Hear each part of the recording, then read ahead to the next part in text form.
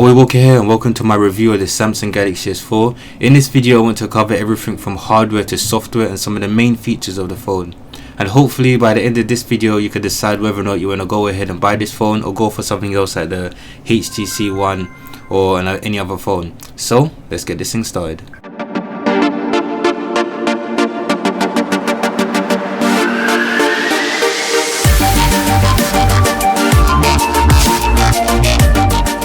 First we're going to take a look at the hardware and the specs, and in terms of specs it features a 5-inch screen with a resolution of 1920 by 1080. That's a whopping 441 ppi, that's pixel per inch. There's also Corning Gorilla Glass 3 that will keep your phone protected against scratches on the screen. Also powering this monster is the Qualcomm Snapdragon 600 quad-core processor, clocked in at 1.9 GHz, which is pretty powerful and fast and could tackle more or less any game or any application on the Google Play Store. In terms of storage, it comes with 16 GB, and from that 16 GB you only get 8.9 GB of usable storage, which isn't a lot from 16 gigs. But you also get a micro SD card, which you could put up to 64 GB storage if you want to expand the memory out. And plus you also get 2 GB of RAM. Now I'm just going to walk you through the phone. First off, we got the 5-inch screen. This is the Super AMOLED HD screen, 1080p, so when you're viewing text, video, pictures and just general use, everything should look clean and sharp. This is also Corning Gorilla Glass 3, so it won't scratch that easily. You got the Samsung logo at the top with the speaker grill. You got the camera, the front facing camera, I believe that's 2 megapixels. And you also got the home button down here and the 2 capacitive buttons, the menu button and the back button. And I do have a custom home button on there. I got this with my HDB case. I have added it on. It feels nice. It has this nice kind of rounded texture to it, and I find it a lot easier to press the home button with this on. So if you want to pick it up, you could go watch my case review for that. On the side here, we got the metal strip going around, which is not metal, it's actually plastic, sorry about that. Plastic strip, but it looks like aluminium. But it does make the phone look different, it does make it look a lot nicer. You got the volume rockers on this side. On the bottom you got the USB connection and a microphone.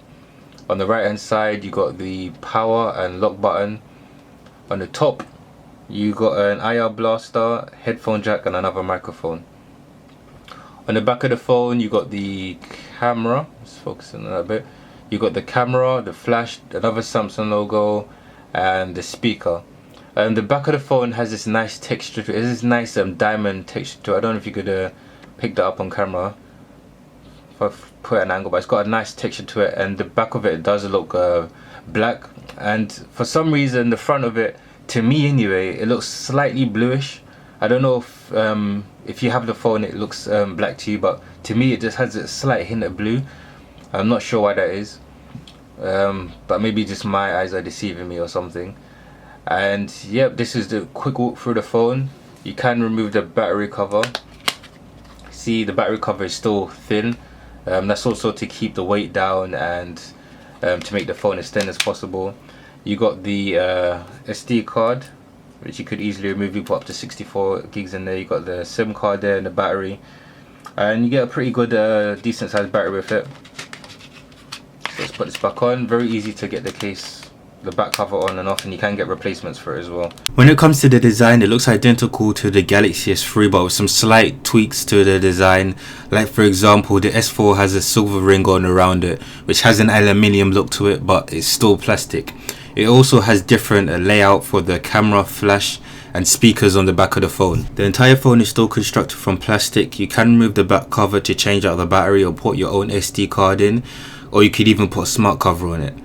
After using it for a while, the front and the back does attract a lot of fingerprints, which can make the phone feel dirty and slightly grimy after a while, but you can easily just wipe it down to fix this problem. But it's something that you need to bear in mind as well. Now we're going to take a look at the software. It's running Android version 4.2.2, the latest one, with Samsung's TouchWiz on top. The new skin looks good, however it looks very identical to the one in the S3, but there's some improvements to make things better and easier and more options. The interface is bright and colourful, but is in need of a redesign. The main interface feels smooth in general use and opening applications. However, there is a noticeable lag when you're swiping between screens in the lock screen and in other applications. This rarely happens. It's just a slight lag every now and then, not constantly. But Samsung are good with updates, and hopefully they'll be able to fix this and sort this out very soon. When it comes to multitasking, they've kept it more or less the same as stock Android. They've added a task manager button, Google Now button, and a button to close all running applications. Now when it comes down to the battery life, the Galaxy S4 holds up pretty well. I could easily get through a day's use with it. That's with light to medium usage, with some left over for the next day. But if you're a heavy user, you might want to bring an additional battery or charger just to be on the safe side. Something I did notice when I was on 3G, it did drain a lot faster than I was on Wi-Fi, so that's just something to bear in mind. But overall, good battery life, and you should expect to charge this every day. When it comes to the camera, the 30 megapixel camera on the S4 is one of the best you're going to use on any smartphone. It takes sharp photos with a lot of details. Also, video recording works pretty good as well. I have test videos and pictures uploaded. I'll add a link to that so you can go check it out. The camera also is packed with a ton of different features. You have different camera effects and different modes depending on what kind of pictures you want to take. So overall, a good, very good camera experience on the Galaxy S4. The music player is okay but not the best. If you want the best sound quality, you're better off downloading a third-party application like Player Pro and using your own headphones, because the headphones that you get in the box are not great. They lack bass and clear audio, so use your own headphones. Now we're going to take a look at some of the features on the Samsung Galaxy S4. First one, take a look at that multi-window feature. So let's open up the internet browser, and say for example to open up another application while we have the internet browser open. You just tap here and you want to open Falcon Pro, and you could open up, and you got two of them side by side, so you could just web browse and read through your tweets, which is pretty cool. And you could adjust what size you want the application to take up on the screen. So if you wanted to go back to the internet browser, you can do that, and it works pretty flawlessly. You can do this with pretty much any application. All you have to do is drag it in here. You can edit all the applications that are here. You also have different features. Say for example, you wanted to take a screenshot, you could use your palm to swipe it. You just swipe your palm across and it takes a screenshot, so that's pretty cool.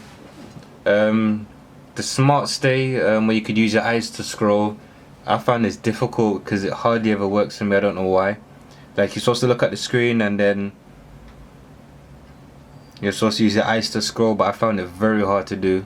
I don't know if it's a bug in the software. You need to have good lighting to actually do it, but I've tried it before and it does work, but it just decided not to work right now. There's also a lot more motions and gestures that you could do. You can see you got these different gestures. You got the air gesture.